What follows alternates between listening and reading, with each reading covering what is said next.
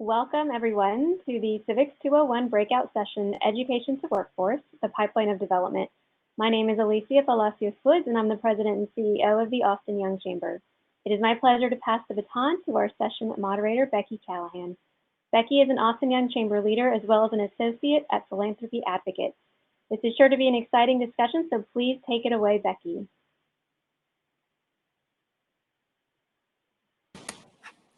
Thank you, Alicia, and good evening, everyone. Thank you for joining us for the education panel of Austin Young Chamber's Civics 201 event.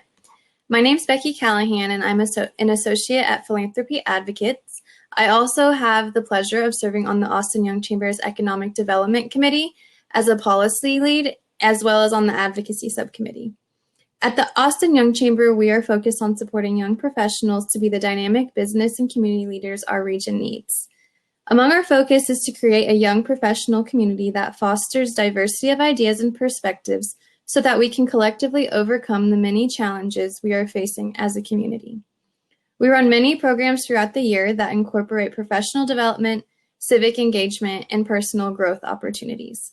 Since the pandemic started affecting our community in March, the Austin Young Chamber has continued to offer programming virtually.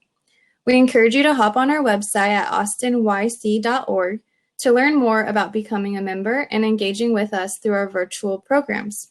We're also excited to continue networking on this virtual platform. So today, our discussion is focusing on the education to workforce pipeline. We have three expert panelists who are each deeply steeped in the education ecosystem in Central Texas.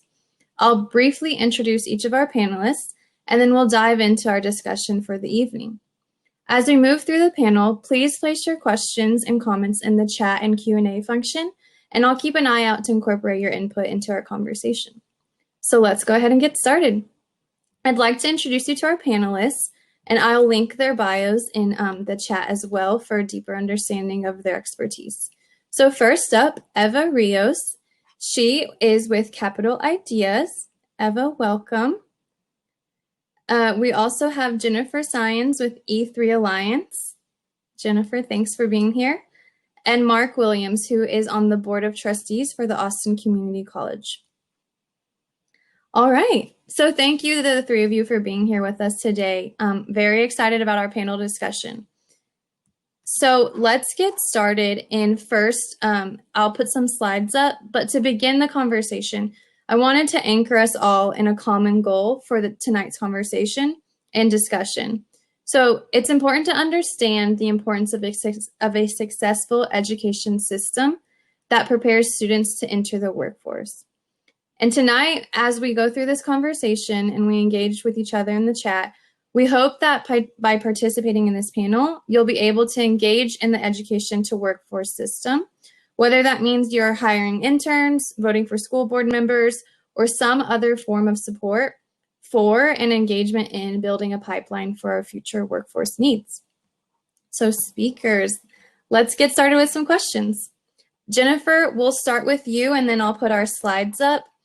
As we're discussing one of the roles of education to prepare students for the workforce, what we hope this conversation will highlight is the need for education to be responsive to students who may be entering the workforce for the first time, or who may have already been in the workforce and need to re-enter in a different form.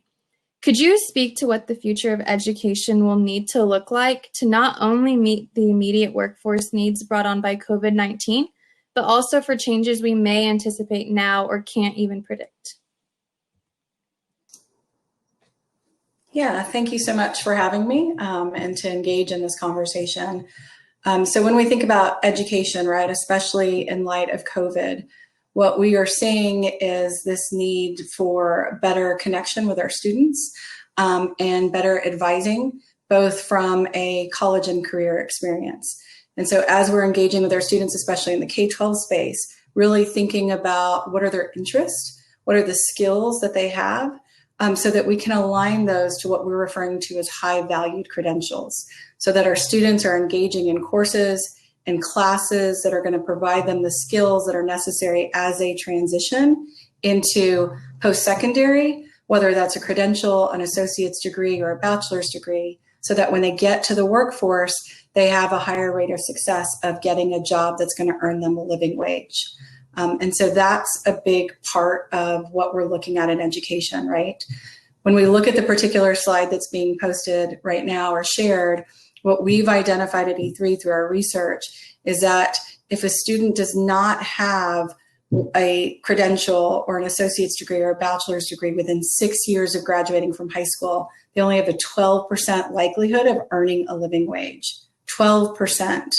And so when we talk about why is post-secondary so important, this is why it's important, right? Because education really is what allows us to earn a living wage, but gets us out of poverty, and it lends us in that direction. But we also have to be aware of what are those high valued credentials. What we've seen through COVID is what were those essential jobs that maintained, and we're also seeing that there were jobs that people lost that potentially we don't anticipate them actually even coming back, right? And so thinking about that from the perspective of how are we engaging in those conversations with students to really understand the industries that are available to them within their communities and align that with their interest so that they're engaging in the classroom so that when they transition, they're earning the degrees that are going to earn them that living wage and get them a job.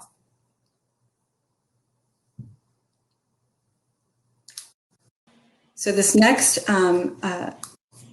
slide also highlights really those students that have graduated and enrolled and have a job. So you're going to see that biggest percentage of those students that are graduated and enrolled in a post-secondary credential. So what we're also finding is that our industry leaders, our organizations, or even our nonprofits are looking for individuals that have the skills that are coming out of those credentials, those associates and those bachelor's degrees in order to bring them into their workspace, because we want those critical thinkers and those problem solvers, right? And we know that those are students that are willing to persist and complete in those post-secondary credentials. And so that's what this particular slide is showing you of where the breakout is of students who just graduate, don't enroll in post-secondary, and where they are in relation to a job.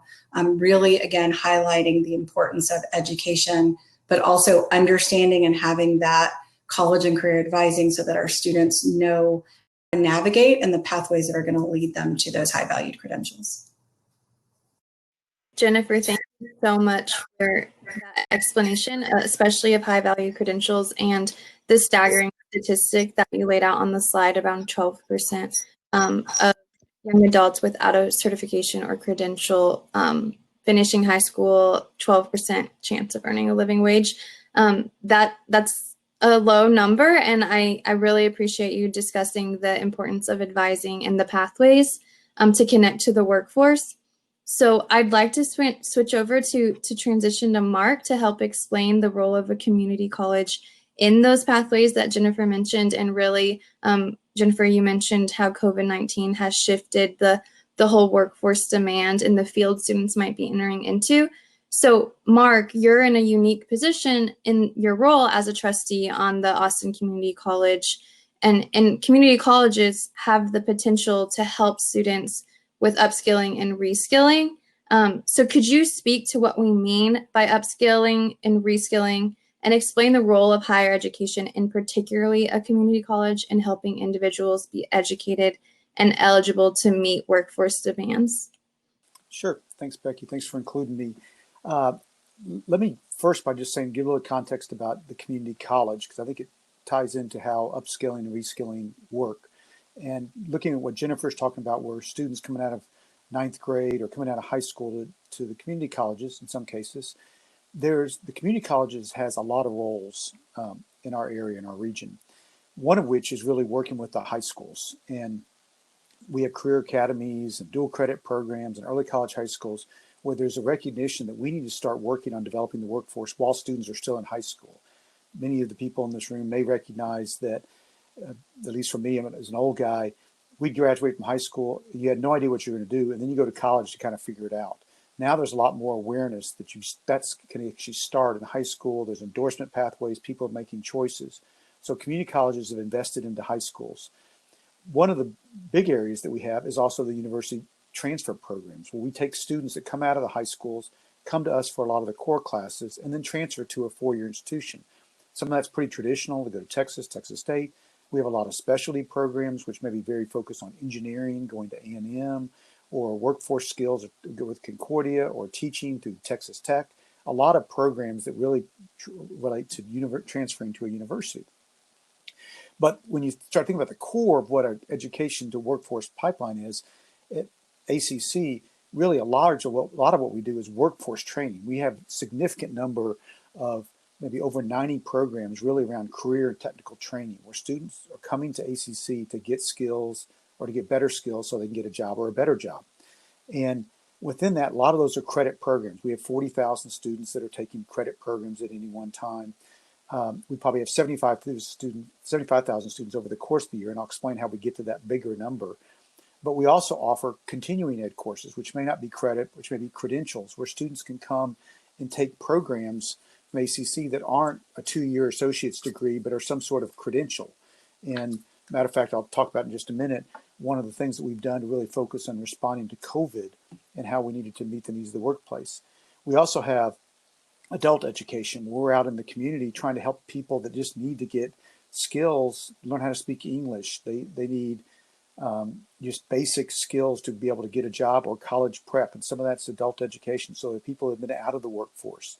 And in partnership with Workforce Solutions, which is a critical partner in this whole education and workforce pipeline, there's a Travis County Workforce Master Plan, which has identified 3 careers, pathways, IT, applied tech, it's kind of skilled trades, and apologize, mental blank on the third one right now. Healthcare.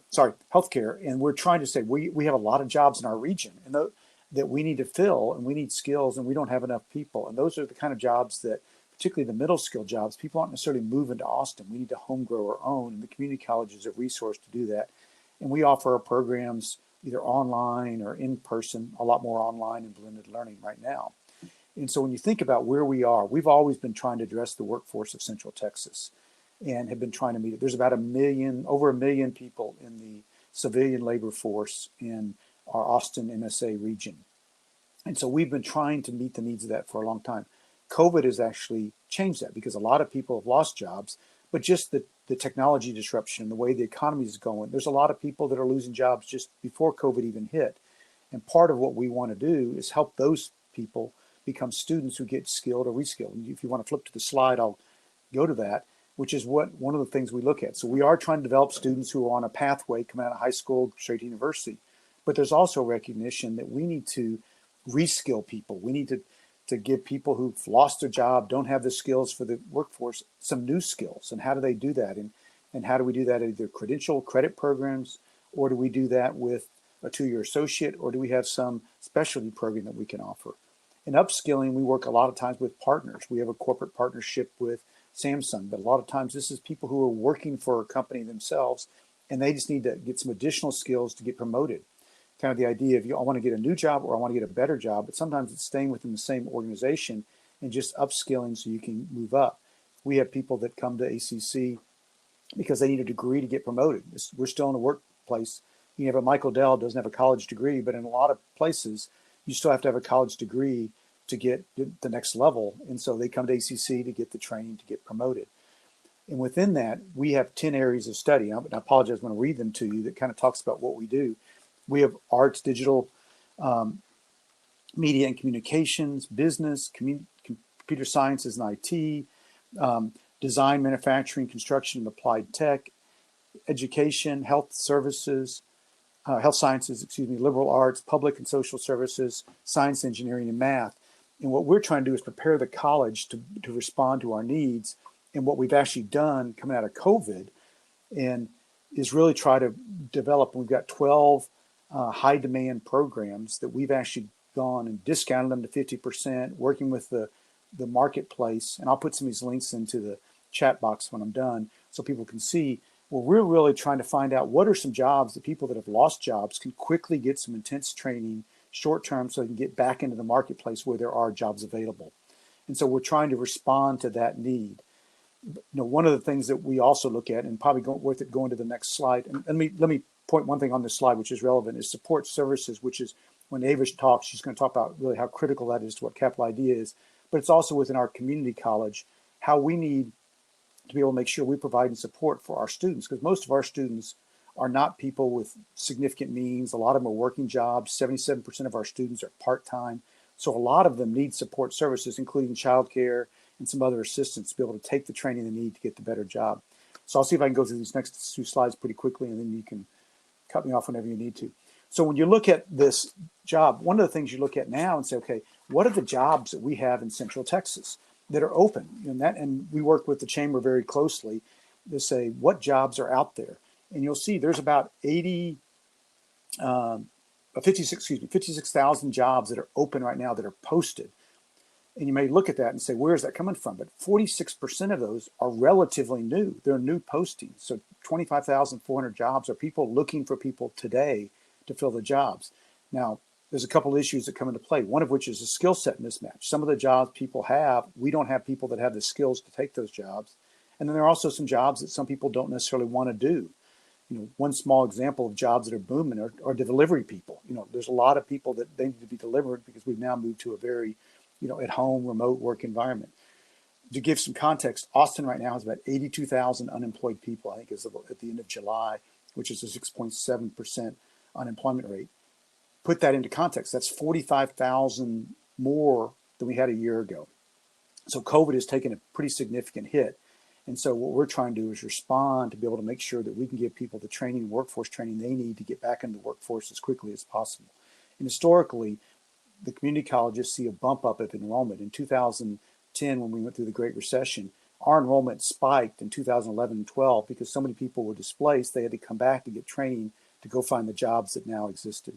So you can probably look at the pie of those jobs, but you'll see a lot of them are in computer and manufacturing, IT, and some other areas that are the jobs that are posted. One of the things we also look at, which is how we do that, is you flip to the next chart. This is going to be really hard to read. And if you pop it up big, you'll be able to see it. But if you can't, if you're on your screen, it's going to be hard to see. But just the context is, where's the demand? Where are the jobs posted? And this is 25 of the job postings. So within those bigger categories, this is a subset. And what are the annual median wages? So people can look at it and say, what is something I have an interest in? Where is their demand? And what's the pay? Because sometimes that's what we want people to do, is to find jobs that they find like they have an interest in, they have skill sets and competencies that align with it, that actually can give them a living wage.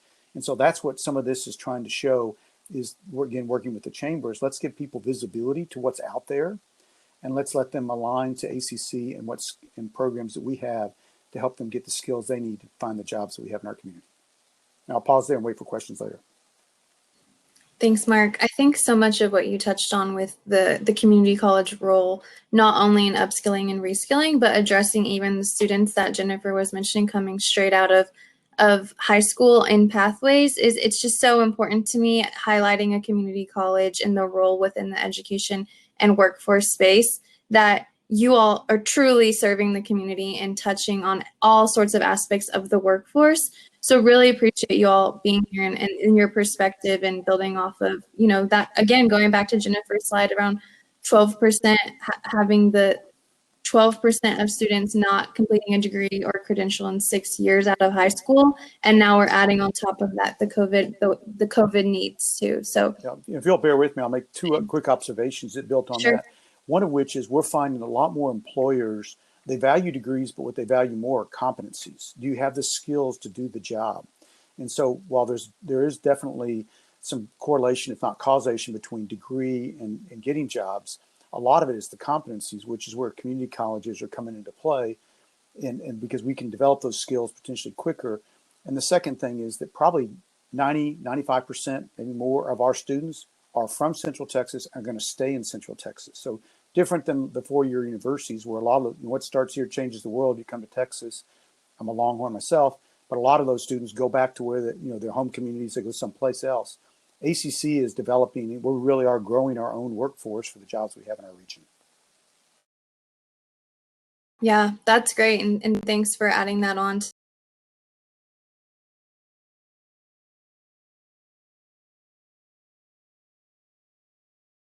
workforce and student needs, and you're employer-driven and you're training students in specific careers. We've just talked with Jennifer and Mark and heard from them around the addressing of the workforce, and you all provide a really great example and context in this discussion. So could you explain how the employer-driven and the student-specific careers are selected and why only those careers are in the Capital Idea portfolio? Hi, thank you for having me here.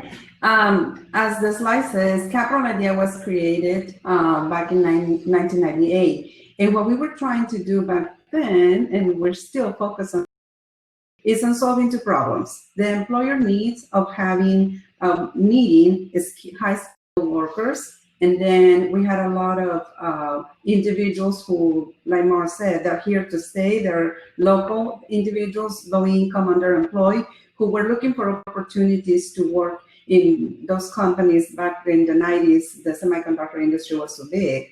So they were wanting to go into those companies, but they needed the training. So Capital Idea pretty much came into play to be in the middle to join those two situations that we were facing back then. The way we work with our students and the way we also identify careers is by sitting down with employers and looking at what are the jobs that are here to stay in Central Texas for the next 5, 10, 15 years, as much as we can kind of forecast. And we also look at 3, what I will call important ingredients, components of the careers that we list. They have to have high wages, not just living wage, but higher than that, because living in Central Texas, especially in Austin, is expensive. We look at careers that are going to provide benefits and also a career path. So that's how we ended up with the industries that were already mentioned, which is IT, health sciences, healthcare, and then the manufacturing. And the way we work with our students is we provide associate's degree, mainly that's what they're receiving at Austin Community College. We have a long-term partnership of about 22 years with ACC, and they are the ones who provide that degree to the students, and we move on to place them into those jobs that are in need. We work with the students, if you go to the next slide, by allowing them to come to an orientation first and then doing their own career exploration. They need to be able to own what is it that the career that they want to go into, understand the requirements. They take a vocational assessment just to make sure that they are kind of a fit for that career that they want. And more than anything, we're looking for a mutual commitment. Capital Idea is making a big investment in them by covering tuition, books, fees. The wraparound services also include assistance with childcare, transportation assistance, and any other supplies, uniforms that they're going to need throughout their education. So basically, we don't want them to have a reason not to be successful in their training. One of the most important components for us is the intrusive case management. Every student, and we're currently serving about 1,000 of students at ACC, every one of those is assigned a career navigator. And this navigator works closely with ACC advisors and counselors to ensure that the student is on the right path to complete their degree. We have been very successful working with ACC in IT because a 2-year degree is taking the students about 2 years, 2.5 years. And we're very proud of that because it took a lot, it takes a village to build, how do you say it? It takes a village to build something, right? I forgot, I'm sorry. I'm so excited.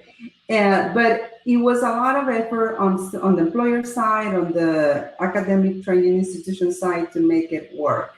And the students are able to get in and get out and start filling those jobs that are, as we saw in the list of openings that are available here in our area. We provide, like I said, the placement, but we also follow up with the students for about 2 years because we want to make sure that they have had opportunities to benefit for moving up within the companies that they're working.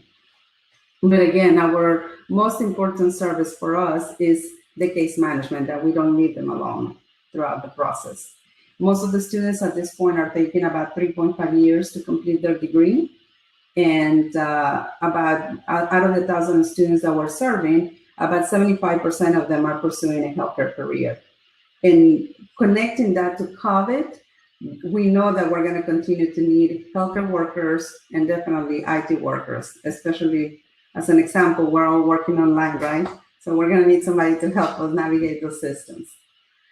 Some of the results from Capital Idea is our graduates. We have about 1,800 plus of those in the different industries that were already also mentioned. And the starting wages are about $23 an hour.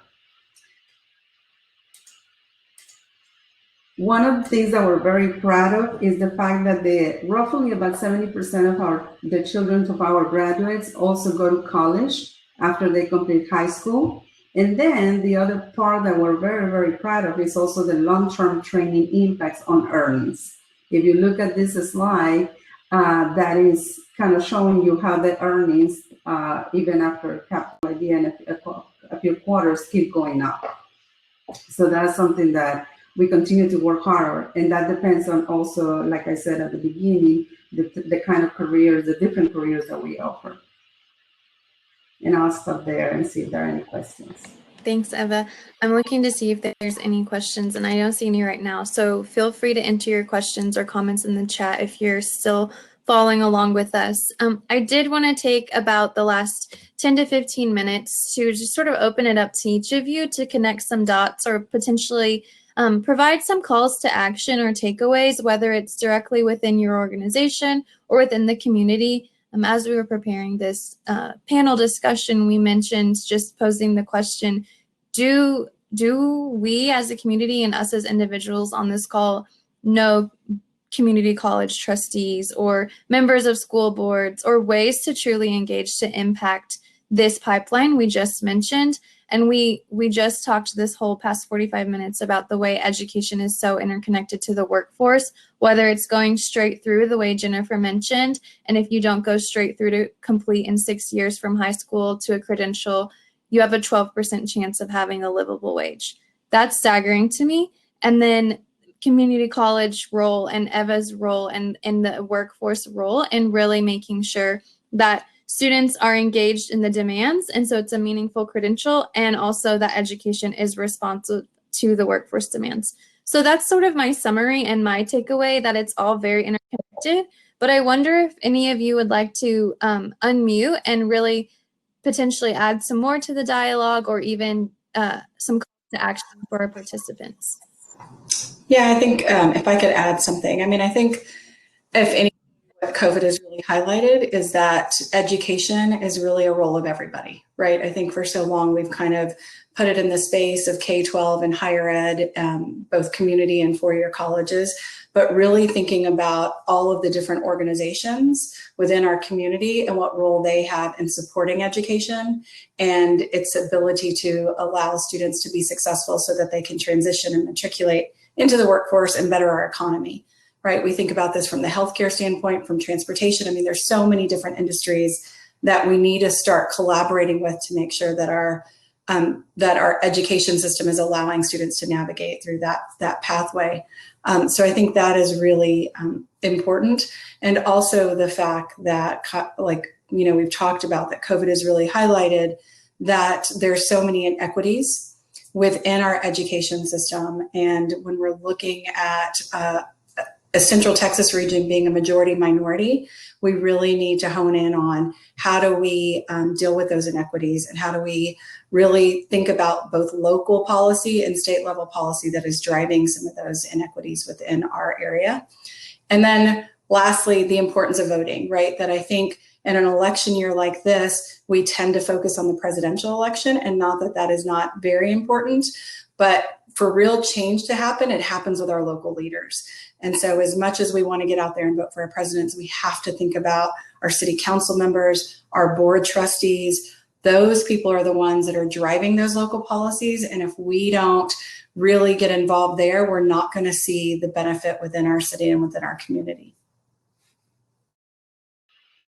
I would like to speak in terms of internships. Those are very, very important. And we work very closely with Austin Community College to be able to for to offer those, work with employers so that they can facilitate that experience for the students, and not only for capital IT students, but for everybody. We know that they are going to have an opportunity to go into that field if they have had experience. And we see how some of them, as they start working for companies, they even get hired right away, even before they finish their career, because they allow them to still complete their career tracks while they're already employed. So I will say, if there is interest on facilitating internships, that would be a big one. Mark, my internet popped off, so I got kicked off for a second. So I just want to make sure I give space for Mark, and then we do have a question. Thanks. So I do have a couple observations. One of which, well, just maybe three. I've put several links into the chat box if people want to look. I didn't give a whole lot of context about the ACC ones, but you'll see there's various careers you can play around. You can look at the different areas of study. You can look at type of jobs. Like I say, over 90 career and technical programs. Continuing ed, which is different type of certificate, not necessarily credentials. There's over 90 different programs. ACC's got a wide variety. So if you know people, you have access to people, if you yourself want to go back and get upskilled at some point in your career, please look at ACC as an option for that. I've also put a link about being a talent ambassador to the Greater Austin Chamber. Again, as I've mentioned several times, as a partner with ACC, but they have a role where they're looking for employers and people who can partner with them, either to be offer apprenticeships, to offer internships, or to actually help them with FAFSA, which is the financial aid process with students, which is a huge deal because we have a lot of students that graduate, but given the economic disadvantaged situation many of them are in, a lot of the reasons they don't go to college or 4 years because it's an affordability issue. Can they afford it? And the financial aid is a substantial, it brings back maybe $100 million to Central Texas through grants, Pell Grants, financial aid, and other access that is provided to students. So that is a way to become a partner. And then that's sort of a couple things I'm going to make a mention, which is when we think about this is education of workforce. And historically, what we've recognized is early education starts early childhood, pre-K, all the way through. We're developing people and we get them in to become trained and they're in the future workforce. One of the things that's become clear, and it may be applicable to the audience, is that early childhood and childcare historically has been conceived, I think, largely by business as part of developing the future workforce, something we can look at. This COVID crisis has recognized the importance and the essential nature of it for today's workforce. And we were even dealing with that with the very low unemployment, as we had a lot of people that couldn't find affordable childcare or affordable, some place of high quality to put their kids, and so they couldn't go to work. And now, with this COVID crisis, many of those childcare facilities are actually not operating or having to be social distancing with less capacity. There's a lot of concern about, and so finding that is going to be a big issue for all of us as well. And trying to find the resources, and the group Really Matters Greater Austin, which I'm involved with, which is a group of business people that are partnering with United Way and E3 to try to provide some support to the employers, both for developing the future workforce, but also to recognize that we need to provide support to current workforce and employees to make sure they can find access to affordable child care so they can go to work and fill these essential jobs. That's a great point. I'm really glad that you were able to bring that up and talk about the childcare aspect. Whether you're a business or you're a parent who has to work for a business, childcare is just so interconnected, and COVID could not have really highlighted that more for the impact of just how all of the workforce needs and families and individuals are showing up to work and showing up to school. So we touched on support services a little bit today, and I think that's childcare is just a hugely important part of the workforce and also a support for people in the workforce. So each of you touched in slightly different ways on a little bit of a response to a question we have. And I just wanted to repeat it to make sure that we cover it and give you another opportunity to narrow down if you'd like. So the question is, how can we get involved as businesses to support students during the pandemic? Again, we sort of touched on it, but I think a very specific call to action for businesses would be helpful. And then the second part is, How can we best support and help students in our personal lives to be prepared for the future? And again, we talked about some of the bigger, like voting, getting involved with some of these internship programs and that sort of thing. And I'm wondering if there's anything else you would like to add to answer these questions. So the business perspective for support to students during the pandemic, and then also the personal perspective on helping students in our personal lives be prepared for the future.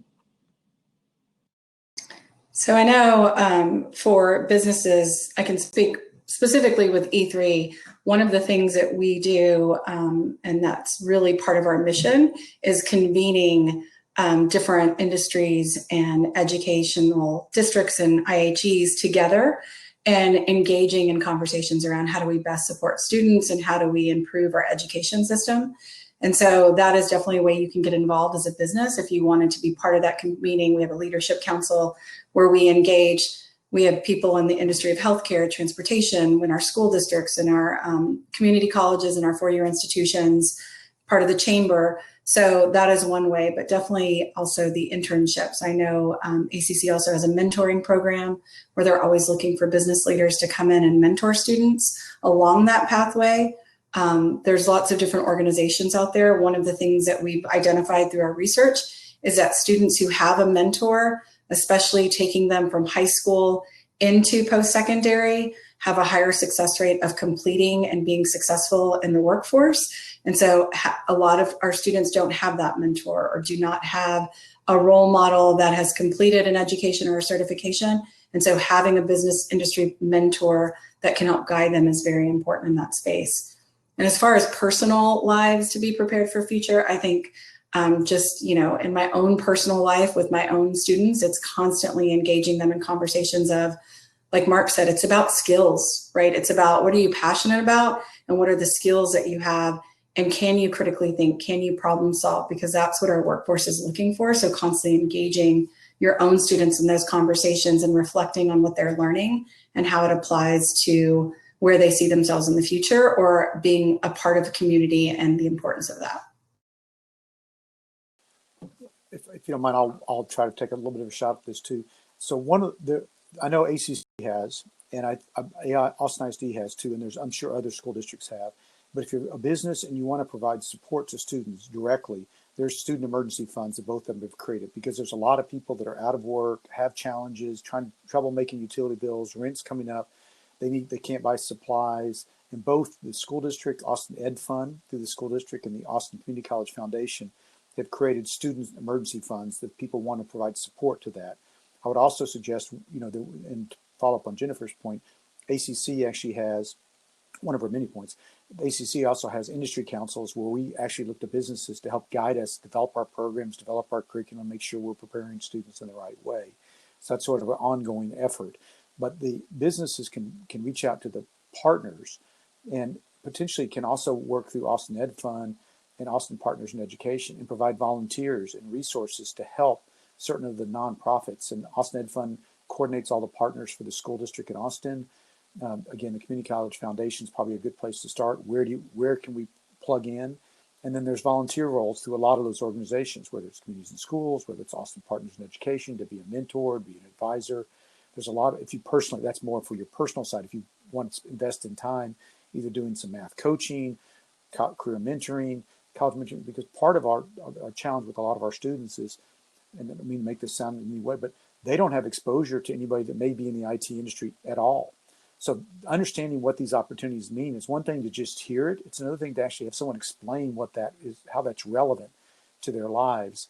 And Seedling has a volunteer program. There's a lot of groups like that you can work through and try to find, but sometimes the investment of a person's time with a student to help guide them, whether it's through their life issues, social issues, or actually helping them some better understanding of what career actually means, helps them find a pathway, because the talent is there. It's in our community.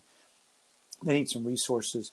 I'm going to put one last thing before I forget, but it is an issue, is going to be, and I think Jennifer may refer to this, and I apologize if you mentioned it and I just missed it, is this issue of digital connectivity is a huge issue in our community. It applies in community colleges, it applies in the K-12 system, and it applies in the workforce. There's a lot of people who are working potentially could work remotely, but they don't have internet access, so they don't have the technology, or they can't stream their students and their kids who are at home, plus the workplace, and be able to do their job remotely. And that issue is one that's statewide. It's not unique to us, but there's a lot of people focused on that. So if you're somebody who actually has an interest and wants to participate in that, it's a statewide issue, it's a nationwide issue about trying to internet connectivity.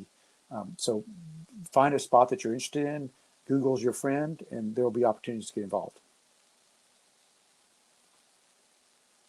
And Eva, do you have anything else you'd like to add to the conversation? I would just say that nowadays it helps when, for example, a Latina woman can coach a Latina girl so that they can see that it's doable. They need a role model. People are surprised when I have gone to middle schools and high schools and said, hey, I learned English when I was 18 years old and I still went and got my degree. Oh, really? Tell me more about it. And then, the tone changes, everything changes, and it's doable for them. They see it, oh my God, if Eva was able to do it, then I should be able to do it. So making those mentoring relationships that were discussed already by Jennifer and Mark, those are very, very helpful. Thank you. Well, thank you guys so much. We have 2 more minutes, and I just wanted to close first with thanking you all. This was a great conversation, a great discussion. I would add, just since I'm here, my primary job is to face the state legislature and every 2 years go there and advocate on behalf of philanthropy and in students' interests. And I would say that everything that you all touched on is going to be talked about at the state capitol. So if I could just reiterate the need to vote and to contact your local elected officials, whether it's at the state board, community college level, or really at the state capitol. Broadband is going to be a huge topic in COVID response. So everything we talked about here is so important for students, families, and for the economic recovery of the state. I hope that we left you with some information to feel equipped for engaging in the education ecosystem, which is also the workforce ecosystem. And I would also just like to put one last plug for the Austin Young Chamber. The Economic Development Committee has helped plan out this Civics 201 Summit, and we talk about these topics all the time if you'd like to attend our monthly meetings. So again, Jennifer, Eva, Mark, thank you so much for your time and putting all the hard work into planning this discussion and for being here with us tonight. And I'd like to close with just reminding participants that tomorrow we have 2 panels, one on transportation and one on homelessness that are similar to this style. So thanks everyone for being here with us. Have a good night.